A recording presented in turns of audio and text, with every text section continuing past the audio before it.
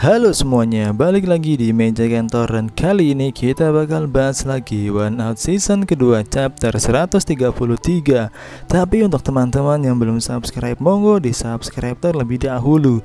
Dan untuk teman-teman yang tertarik untuk membeli kaos One Out atau kaos-kaos anime lainnya, silahkan klik linknya di deskripsi ya.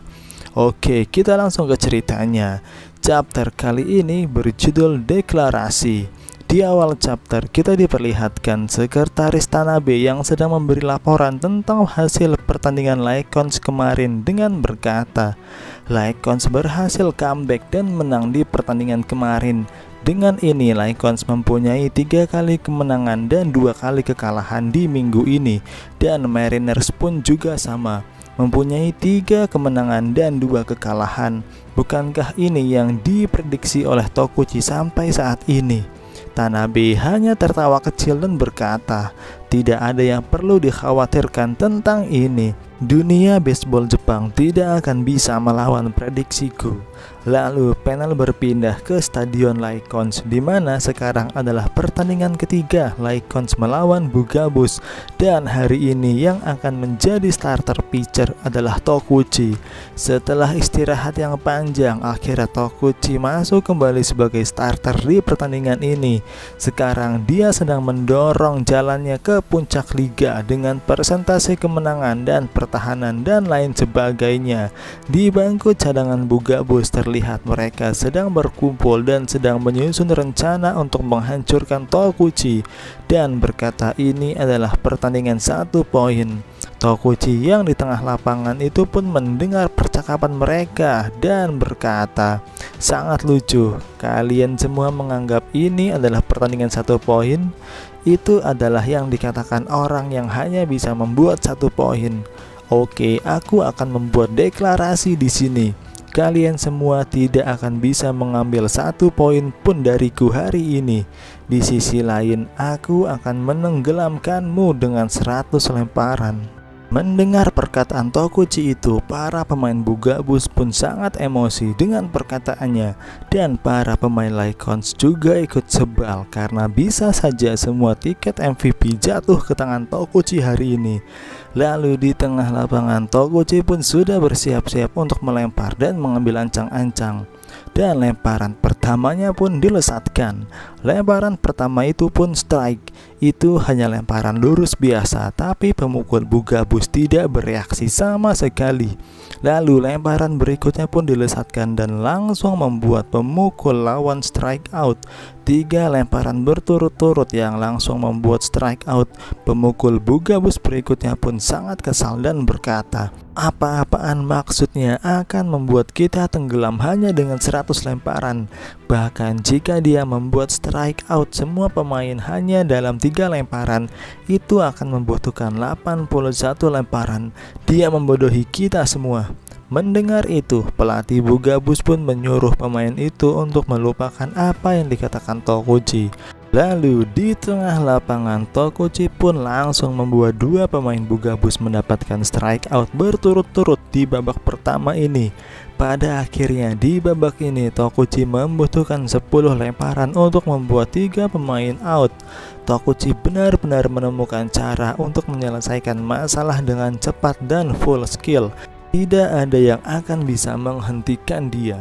Lalu pemukul Bugabus selanjutnya pun berhasil memukul lemparan pertama Tokuchi. Tapi sayang sekali dia membuat kesalahan dalam memukul dan dengan mudah bola itu tertangkap dan membuatnya strike. Begitu juga untuk memukul berikutnya, Tokuchi membuat strike out hanya dalam 3 lemparan. Di babak keempat ini, Tokuchi benar-benar sempurna dalam membuat 4 pemain strike out. Sampai sekarang dia hanya membutuhkan 33 lemparan. Para pemain Bugabus pun sangat kesal dengan itu. Begitu pula dengan pelatih Bugabus yang menganggap kalau mereka semua sudah terkena jebakan dari Tokuchi. Perkataan Tokuchi di awal pertandingan benar-benar mempengaruhi mental para pemain Bugabus dan membuat para pemain terbawa suasana dengan perkataannya itu.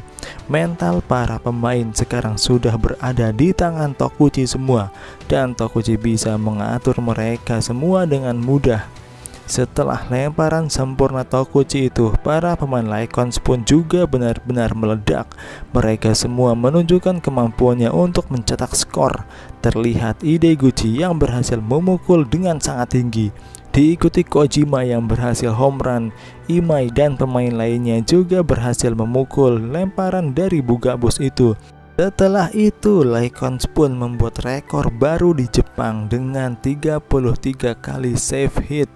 Di tengah lapangan, Tokuchi membuat out kembali pemain Bugabus, dan dengan ini pertandingan ketiga Lycons melawan Bugabus pun berakhir.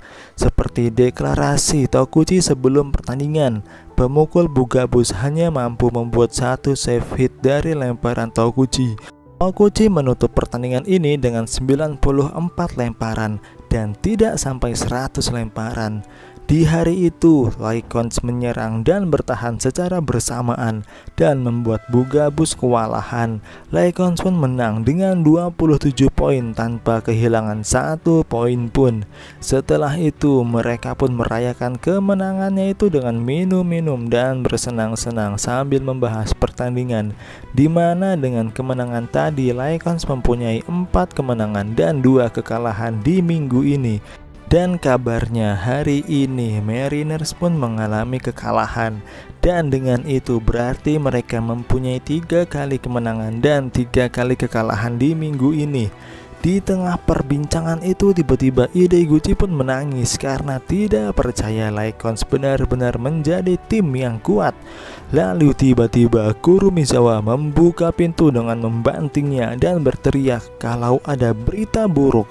Ini adalah berita tentang Mariners, tapi bukan tentang kekalahan Mariners hari ini, tapi tentang pembelian pemain Mariners.